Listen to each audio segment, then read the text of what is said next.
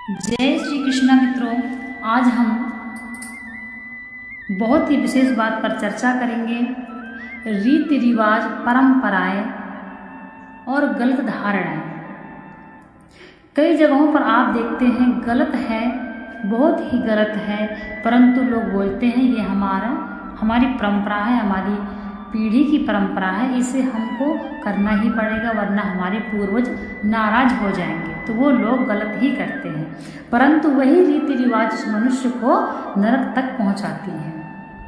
अब रीति रिवाज, परंपराएं किसने बनाई हैं वह आज सब कुछ समझेंगे। इसीलिए श्रीमद् भागवत गीता के माध्यम से हम एक छोटी सी कथा आपको सुनाएंगे, जिस कथा को सुनते ही व्यक्ति को सब कुछ समझ में आ जाता है कि रीति रिवाज या परंपराएं कैसे बन जाती हैं, चाहे वो गलत हो चाहे वो सही हो। फिर लोग करते हैं, सही है तो कोई बात नहीं, लेकिन गलत है वो क्यों करी जाती हैं?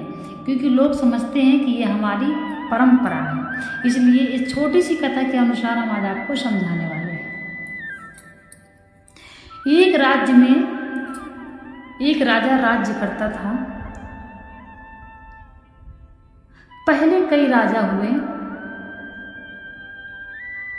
ऐसे चलता रहा। फिर एक राजा गद्दी पर बैठा और वह राजकाज संभालने लगा। राजकाज संभालते संभालते राजा ने एक ऐसा पूरी प्रजा में एक ऐसी घोषणा करवा दी कि वही परंपरा बन गई। अब वह क्या नियम लागू किया, अभी हम आपको बता रहे हैं। उस राजा ने यह नियम लागू किया कि मेरे पद के उतरने के बाद, यानी जब मैं राज्य करके, जब ये इस राज गद्दी पे कोई दूसरा राजा बैठेगा, उससे उसने नियम लागू किया, मेरे बाद जो भी राजा यहाँ गद्दी पर बैठेगा तो यह नियम लागू किया जाना चाहिए। वह नियम क्या था कि राजा अपनी अवस्था में जितना उसका राज्यकाल होगा वह उतना राज्य करेगा और उसके पश्चात उस राजा को पूरे धूमधाम से गाजे बाजे के साथ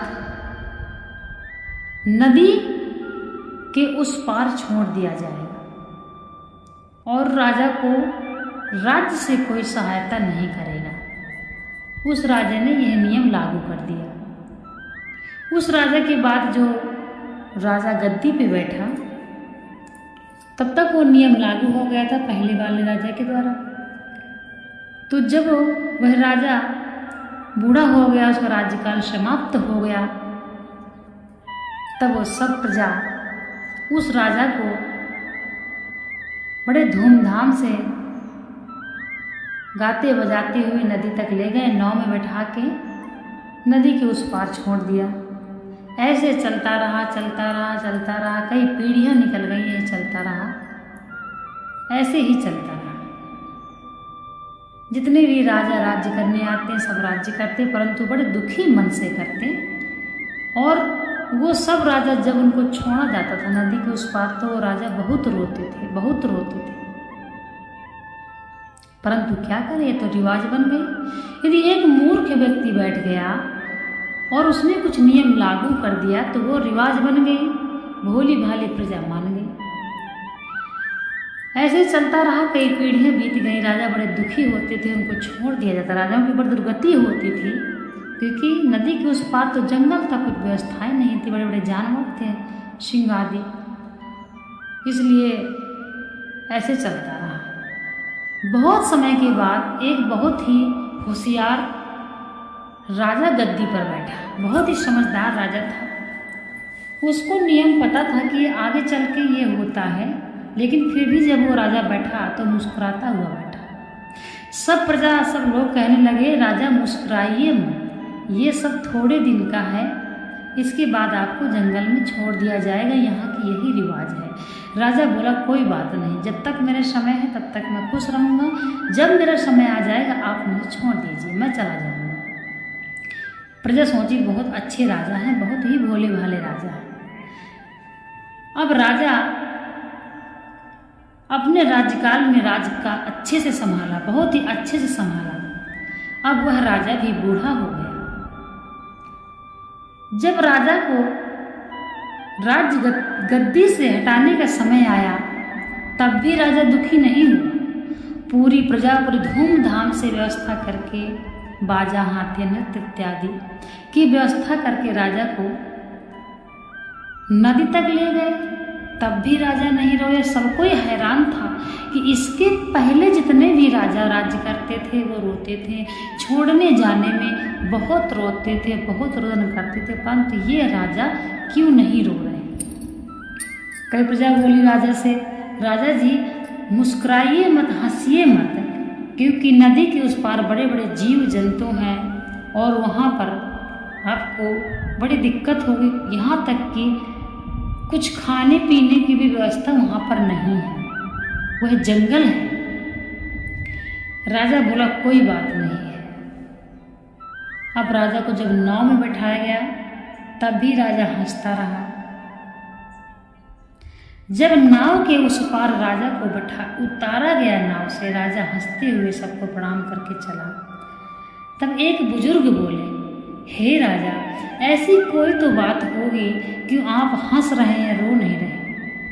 ऐसा कोई तो कारण होगा कि आपको छोड़ा जा रहा है। आपने अपनी इतनी जिंदगी भर हमको संभाला, आपने राजा राज्यकाल संभाला, इतनी ईमानदारी से संभाला, हमको आपसे बड़ा स्नेह हो गया राजा जी, लेकिन आप जा रहे हैं तो आप हंस रहे हैं और हम रो रहे हैं। इस बार कई शताब्दियों, कई पीढ़ियों के बाद ऐसा हो रहा है कि एक राजा जाने में हंस रहा है और प्रजा रो रही है। राजा बोले, मैं राजा हूँ और मैं मूर्ख नहीं हूँ। मैंने अपने पूरे राज्यकाल में जितनी व्यवस्थाएं यहाँ करी है, उससे कई अधिक गुना मैं नदी के उस पार गुप्त रूप से अपने लिए पूरी जिंदगी व्यवस्था करता रहा। यानी मैं इस राज्य में बैठे बैठे अपने उस मार्ग का राज्य भी बना लिया। एक मार्ग में मैं बैठे बैठे अपने दूसरे मार्ग के कांटे भी हटा लिए। इसलिए मुझे नहीं रोना है, क्योंकि मैंने अपने दिमाग से काम लिया है, समझदारी से काम लिया है, मैं मूर्ख नहीं हूँ। यदि कोई गलत रिवाज बना गया है, उसका हम उल्लंघन नहीं कर सकते हैं, तो हम स्वयं के लिए फैसला तो ले सकते हैं। राजा बोला सभी से, मैं अपनी पूरी जिंदगी के लिए नदी के उस पार पूरी व्यवस्था कर चुका हूँ। हर वस्तु, हर चीज की व्यवस्था है। इसी तरह का राजमहल वहाँ भी है, इसी तरह के सैनिक वहाँ भी है। सब कुछ मेरी पूर्ण व्यवस्था है, मुझे कोई कष्ट नहीं है। तो इस कथा के माध्यम से एक बहुत ही बड़ा श्रीमद् भागवत गीता के अनुसार मनुष्य को संदेश मिलता है कि मनुष्य व्यक्ति अपना पृथ्वी लोक में रह के और अपना जीवन व्यतीत करते करते अपना ऊपर का रास्ता भी खोल सकता है। कैसे? जब आप इस मनुष्य के रूप में हैं, तब आप भगवान का भजन करेंगे, जीवों की रक्षा करेंगे, सभी पर दया करेंगे, गुरु का सम्मान करेंगे, माता पिता की सेवा करेंगे और भक्ति करेंगे।